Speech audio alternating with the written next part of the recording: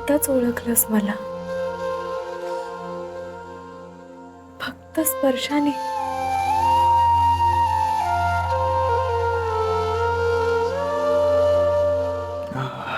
का नाही ओळखणार? माझ्या आयुष्याचा सगळ्यात महत्वाचा भाग आहेस तू. पण तुझ्या आयुष्याशी एकरूप नाही होऊ देणार तुम्हाला. You are my best best best best friend.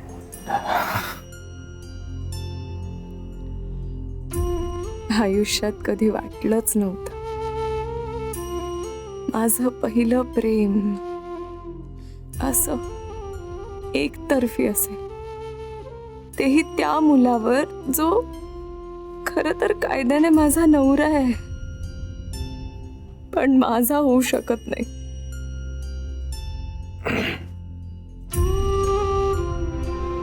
एवढा विचार नसतो करायचा. मनात आहे ना ते सगळं बोलून टाकायचं. बोल. इतकं सोपं असतं का रे मनातलं बोलणं? म्हणजे मनात काहीतरी आहे. म्हणजे तुला हॉस्पिटल मधून डिस्चार्ज मिळाला ना की मला तुझ्या आयुष्यातून डिस्चार्ज मिळेल. मी कायमची निघून जाईन तुझ्या आयुष्यात. काय? चल काहीतरी चेष्टा करतेस ना? चेष्टा नाहीये, कियाराला मी शब्द दिलाय. काय शब्द दिलायस? तू इथून जाताना कियारा तुझ्या बरोबर असेल आणि तुम्ही तुमचं नवं आयुष्य सुरू करा. मी निघून जाईन कायमची.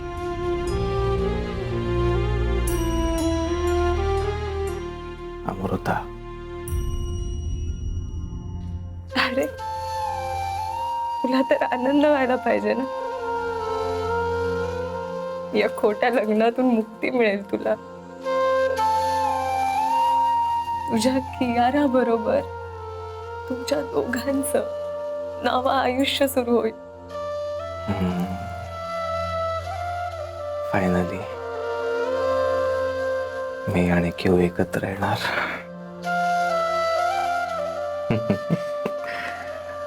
थँक्स. Good decision.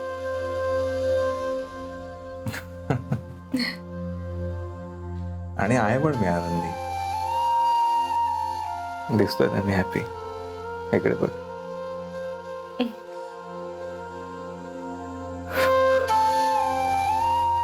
पण मला हॅपीनेस जाणवतच नाहीये.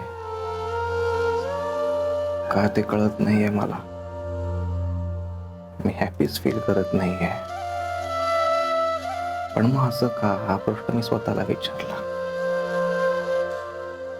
मग तेव्हा मला जे उत्तर मिळालं ना ते फार भारी होतं. तुला माहिती मी कधी कधी हॅपीनेस फील केला. फार इंटरेस्टिंग आहे. आपल्या टॉम अँड जेरी टाइप्स भांडणांमध्ये मी कायम हॅपी होतो. संक्रांतीच्या वेळेस तुझ्या हळदी कुंकवाला तुझा नवरा म्हणून मिरवताना मी हॅपी होतो. तुझा बर्थडे माझ्या घरच्यांच्या बरोबर दिवसभर सेलिब्रेट करताना मी हॅपी होतो. तू जेव्हा माझं गिफ्ट ऍक्सेप्ट केलंस ना प्रेमाने, तेव्हा मी खूप हॅपी होतो. आणि सगळ्यात शेवटी तू जेव्हा केऊकडे येऊन मला अधिकारवाणीने घेऊन गेलीस ना, तेव्हा मी जाम हॅपी होतो. तुझ्या बरोबर मी जेव्हा जेव्हा असतो ना, तेव्हा मी खूप हॅपी असतो. म्हणजे केयूवर मी प्रेम करत होतो, पण मी हॅपी होतो का?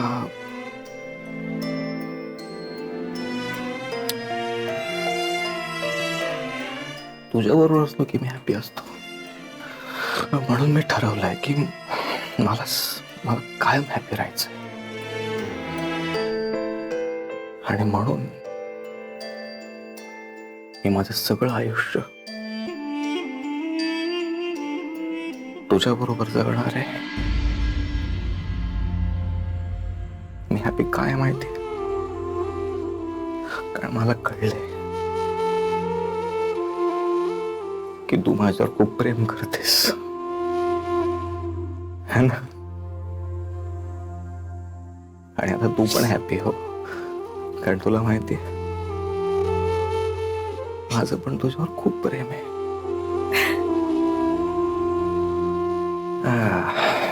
पण काय उपयोग यार, तू तर चाललीस ना माझ्या आयुष्यातून. जा जात, काय उपयोग नाही. अक्षय, अमृता, अक्षय. अमृता, काय झालं? स्वप्न पाहिलंस का? अमृता, गेल्या 2 दिवसात तू 1 मिनिटही झोपली नाहीस. तू एक काम कर, घरी जा, आराम कर. अमृता, अगं काय झालंय? तुला घरी जायचंय का? नाही. शुअर? हो. थांब, मी पाणी आणतो तुझ्यासाठी. हा, आलोच.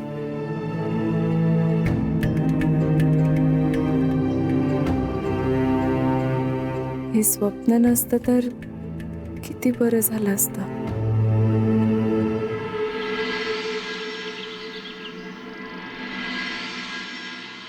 अक्की, बेबी बरं वाटते ना तुला आता? किंवा मला बरं वाटतंय, पण मला सांग ना तू काय केलंयस नेमकं? तू माई समोर इथे इतक्या सहजपणे वावरतेस, काय केलंयस? बिकॉज फायनली तुझ्या घरच्यांनी आपलं प्रेम एक्सेप्ट केलंय. हा? तू ग्लानीत होतास ना, तेव्हा सारखं माझं नाव घेत होतास, आणि हे सगळं त्यांना कळलंय. आणि मी आल्यावर तुझी रिकव्हरी एकदम फास्ट झाली. So they got to know how it is. आणि त्यांना माझ्या प्रेमाचं महत्त्व कळलंय. Finally baby, now I am totally relaxed. आराम कर.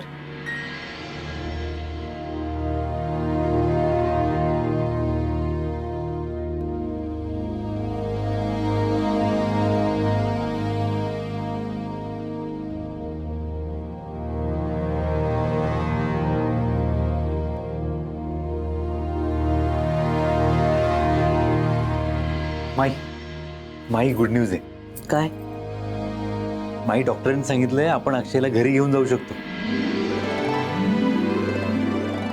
खरंच? हा. लाख लाख उपकार आहेत रे बाबा तुझे. माई, मी बाकीच्या फॉर्मॅलिटीज पूर्ण करतो. हो. अमृता, मी डॉक्टरांना भेटून येते. आलेच.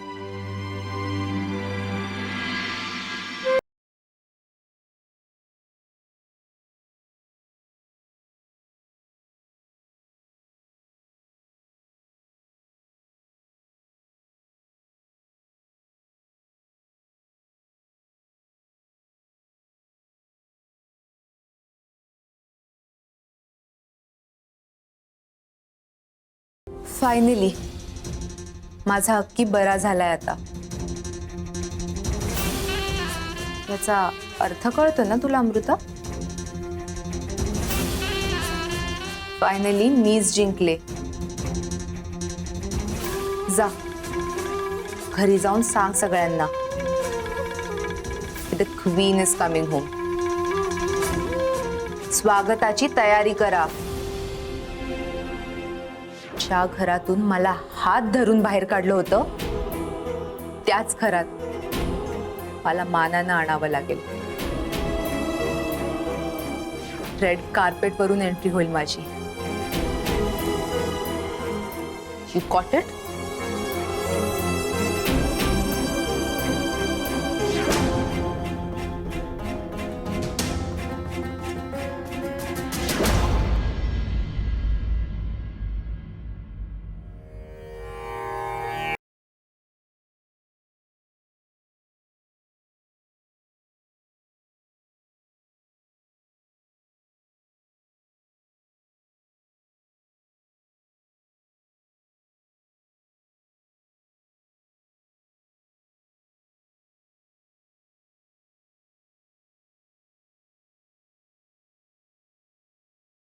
आता कशाला रडतेस?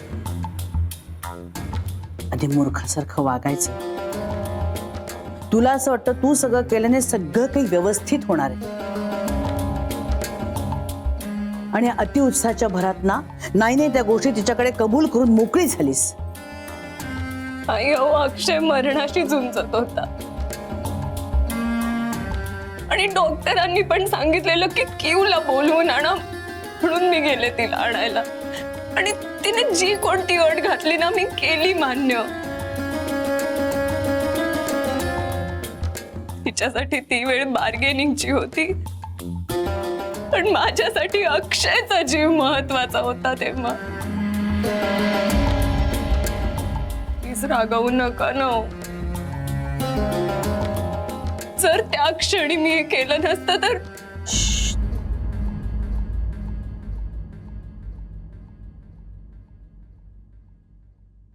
जे झालं ते झालं. ह्या झाल्या जरच्या गोष्टी, पण आजचा विचार करूया. माझ्या डोळ्यात बघ आणि एक गोष्ट खरी खरी सांग. सांगशील? कोणती? माझ्या अक्षयवर प्रेम करतेस?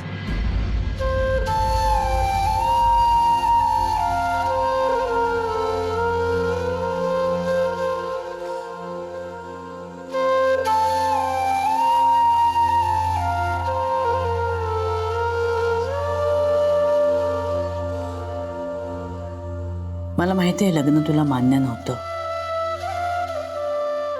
बोहल्यावर उभं राहायच्या आधीच तुम्हाला स्पष्टपणे सांगितलं होतंस. म्हणून उद्धटपणे नाही, स्पष्टपणे सांगते, हे लग्न थांबवा.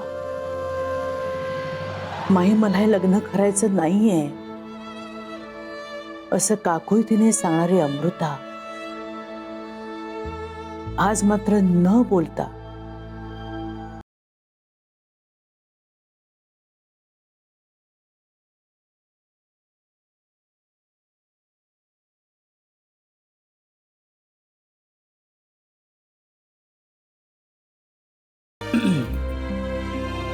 आता एक गोष्ट लक्षात ठेवायची. हे जे काही तुमचं डील आहे त्याबद्दल घरात कुणाशीही म्हणजे कुणाशीही बोलायचं नाही. पण माही, उद्या अक्षय घरी आल्यावर ती पण येणारच. आणि शब्द दिल्याप्रमाणे मला माझी बॅग भरून आईकडे जावंच लागेल.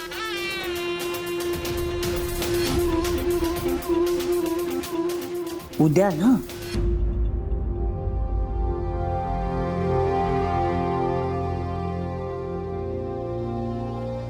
उद्याचं उद्या बघू.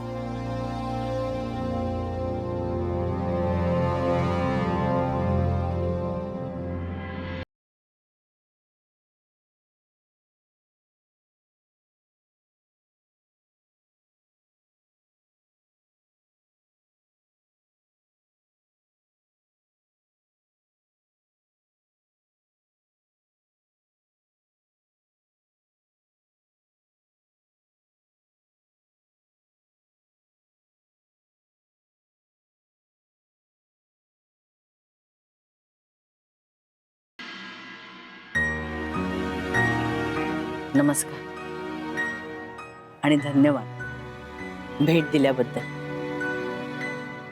धन्यवाद. तुम्ही माझा आणि माझ्या मुलीचा अत्यंत वाईट पद्धतीने वारंवार अपमान केला, पण मी ते स्त्री दाक्षिण्यही विसरलो नाही. बोला, काय बोलायचंय तुम्हाला? जे झालं ते झालं, चूकच झाली. अहो पण हिरा हा आधी कोळसाच असतो ना. आम्ही नाही, पण आमच्या अक्षयने मात्र अचूक पारख केली होती आणि तरीही आम्ही अमृताशी त्याचं लग्न लावून दिलं. पण आम्हाला असं वाटलं होतं की काही दिवस गेल्यानंतर सगळं काही सुरळीत होईल, पण तसं झालं नाही.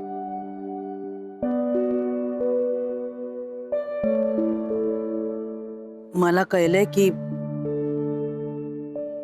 अक्षय आणि कियारा अजूनही भेटतात एकमेकांना.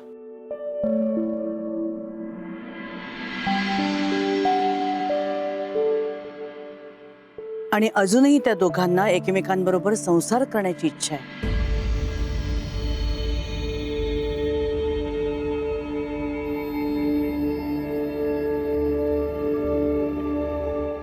म्हणजे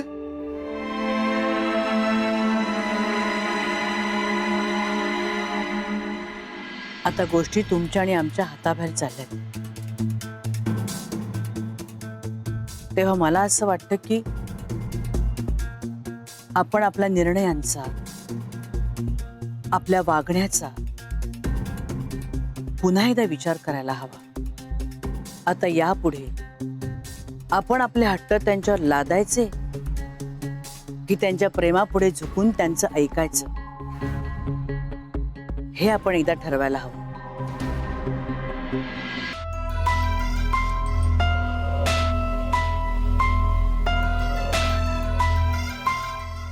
या गोष्टीवर खूप विचार केला.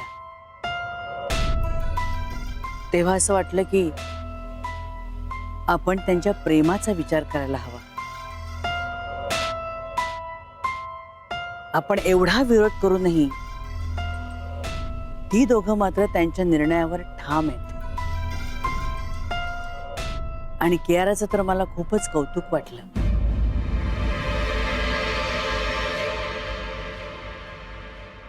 मला असं वाटलं होतं की कियारा काय संसार करणार. आमच्या परंपरेमध्ये कियारा बसणार नाही. पण आज तिने जे काही केलंय ना, त्याने मला थक्क व्हायला झालंय. काय काय केलंय मिंटीने?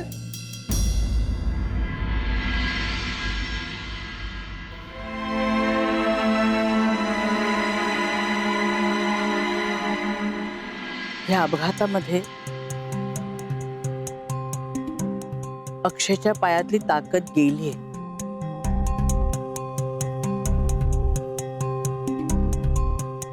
डॉक्टर म्हणालेत की तो चालेल,